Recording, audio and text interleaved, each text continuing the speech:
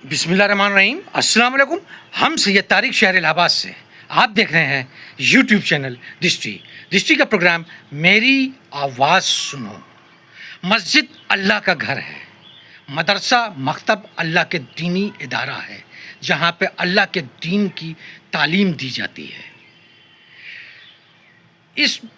इन तमाम इदारों को, मस्जिदों को बनाने के लिए किस तरीके का पैसा जायज़ है, किस तरीके का पैसा लगाया जा सकता है और किस तरीके के पैसे से ये मस्जिद बनाई जा सकती है।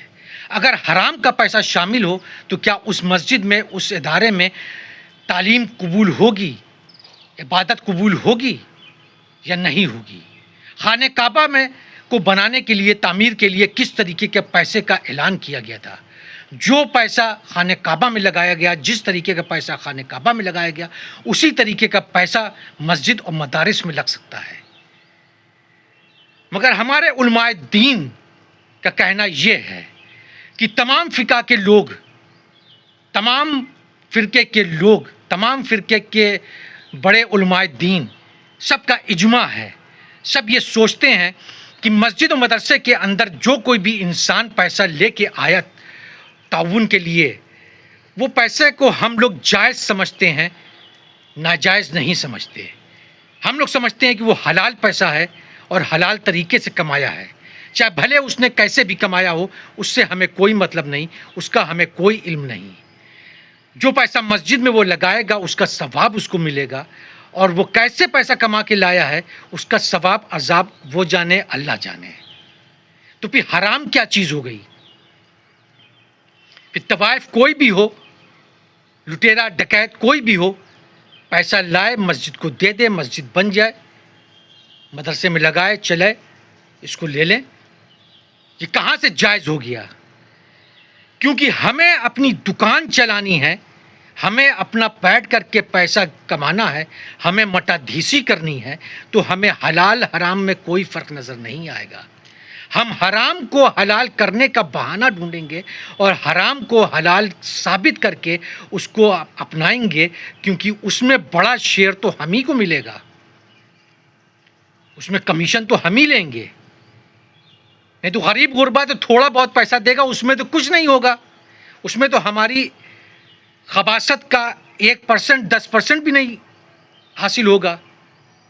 तो हमारे लिए ये इज्मा ज़रूरी है और ये इज्मा आप लोगों ने कर लिया।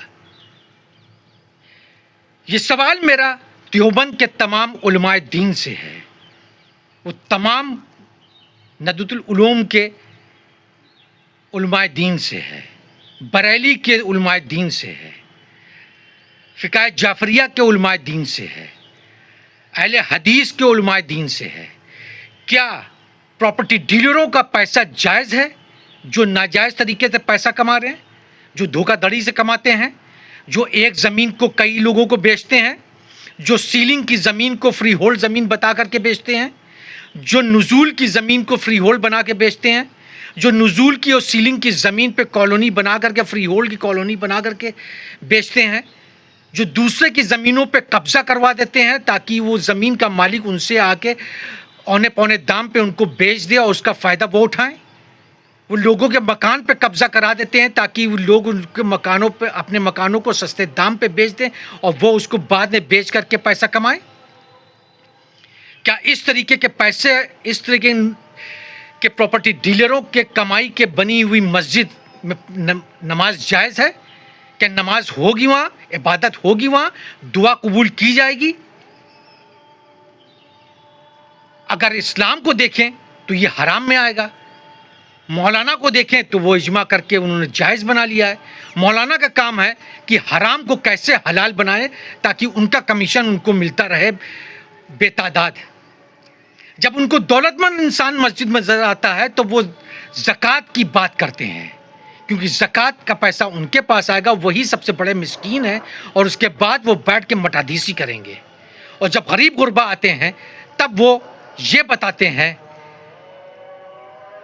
कि शरीयत क्या कहती है। गरीब को देख के शरीयत याद आती है, अमीर को देख के ज़कात याद आती है। क्या प्रॉपर्टी डीलरों की मट्टी में शामिल हो सकता है इंसान? क्या उनके जनाजे में मट्टी दे सकता है? یا ان کے جنازے میں شرکت کر سکتا ہے جنہوں نے دھوکہ دڑی کر کے علانیہ پلاننگ کر کے لوگوں کو لوٹا؟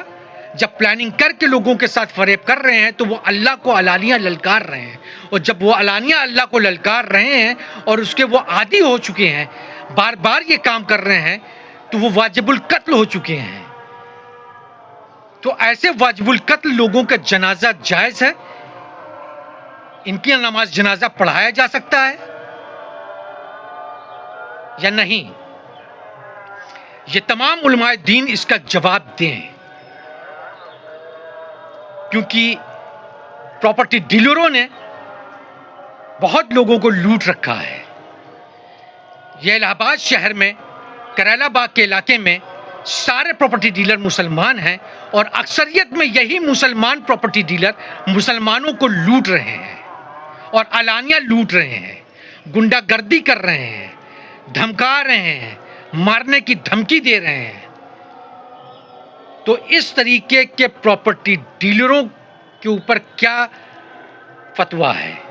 ان کے زندگی کے طریقے، ان کے کارنامے کے حساب سے یہ واجب القتل ہو چکے ہیں، اور ان لوگوں نے مسجدیں بھی بنوا رکھی ہیں، مسجدوں کو پیسہ بھی دے رہے ہیں۔